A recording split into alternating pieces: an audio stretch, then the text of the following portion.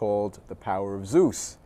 Now, how did that come about? Who put you on to The Power of Zeus, or did you happen to just stumble across that particular record? What's the story behind The Power of Zeus? The whole record? story behind The Power of Zeus was, again, has its roots at the Roosevelt, and a producer by the name of Todd Ray, who I believe is, well, hails from north of South Carolina, where I believe he is now.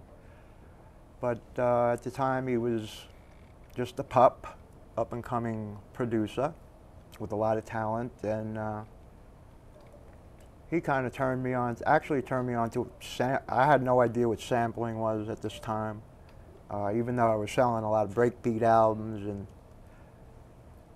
my first hint at sampling was watching everybody spin 45s looking for the, that breakbeat, that wide track. And I asked Todd about it, and he tried to explain what a sampler was to me, and I just couldn't get it through my head. Like, there's no tape? What do you mean? I had no idea. But he was the first one and said to me, yeah, I'm looking for this record by a group called The Power of Zeus. I said, all right, I'll try to find it. Lo and behold, Alan and I are at the flea market one Saturday or Sunday. Yeah. And I found a fairly EX copy. It wasn't mint, it wasn't too beat up, it was playable. EX for record dealing, in record dealing terms, is excellent. Yeah. Okay, yeah. EX plus, no skips, not too much surface noise, playable. And especially in the spot where the infamous breakbeat comes in.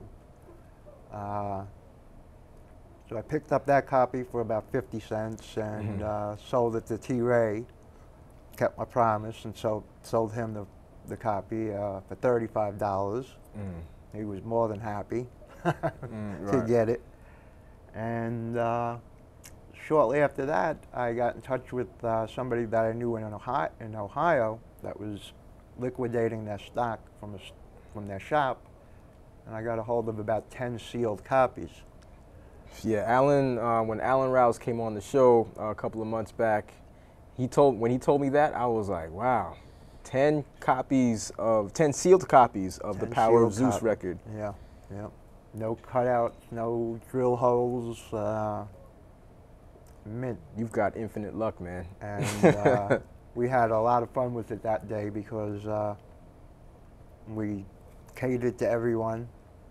All the usual visitors, Q-Tip, Pete Rock, PM Dawn, Clark Kent, Mr. Walt, and so on and so forth. Diamond D and all of them. Everybody. Lord Finesse, and I happened to have a corner table with the only window in the room that opened. Yeah. So my spot was kind of the coat room and the ventilation area, right? Because it usually got pretty hot in there. But I sold most of the stuff that I had put aside for people and off my display. And when the crowd kind of dispersed a little, I turned to Alan and I said, "Watch." I said, "You got to check this out." And I pulled out my own copy that I kept for myself. I just dropped the needle down, and the whole place just turned around and just started, heads just started bopping, and people just started crowding, coming towards me like, what is that? And you sold every copy? We sold every copy, yep. I said, $100 a piece, take them or leave it. And it took about 20 minutes to sell them all out. Wow. Let's hear why people ended up turning around when you dropped the needle on the record. We're going to listen to The Sorcerer of Isis, Power of Zeus.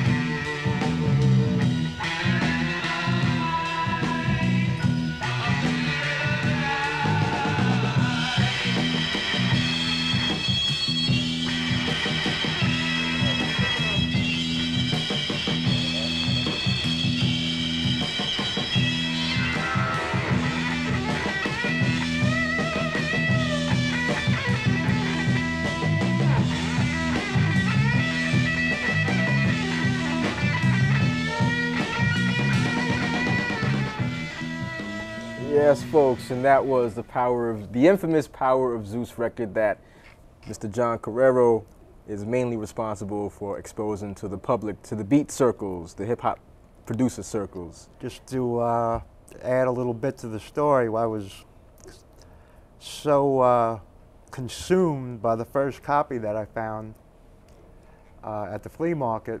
I went over to my van that I had at the time and took my portable out, and I was sitting there listening to it.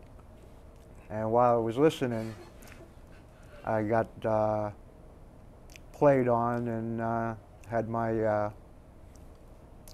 little, well, I used to carry a bag around with my pocket organizer with everybody's names in it and everything, and I'm sitting there playing the beat and just like mesmerized by it. Yeah, yeah. And I got ripped off in the meantime, but it was all worth it in the end.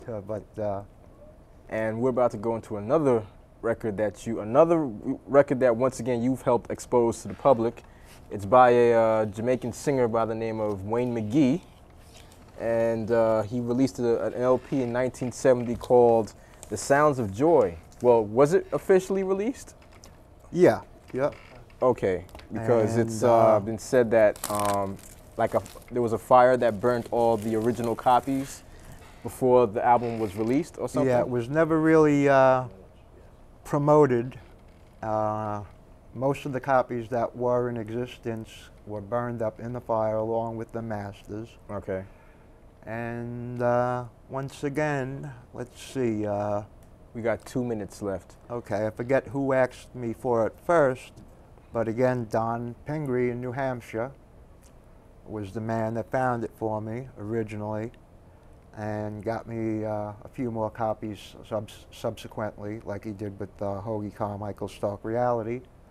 And Pete Rock and Prince B and everybody at Q-Tip and the Large Professor, everybody got a copy and everybody was real happy with it. And they've done a great job of reissuing it.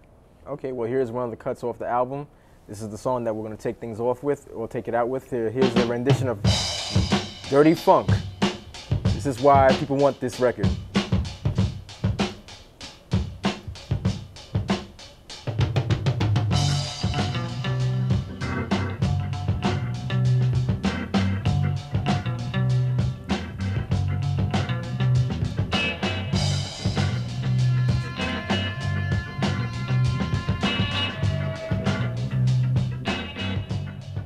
Yes, folks, so this just about brings this edition of the Rare Groove Revolution to a close. Alan, John, I'm sorry, thank you for coming on the show, man. More than welcome. And this is not over, this is only part one. Great. We're gonna get to part two. I'll catch you all next week. Y'all take it easy. Peace.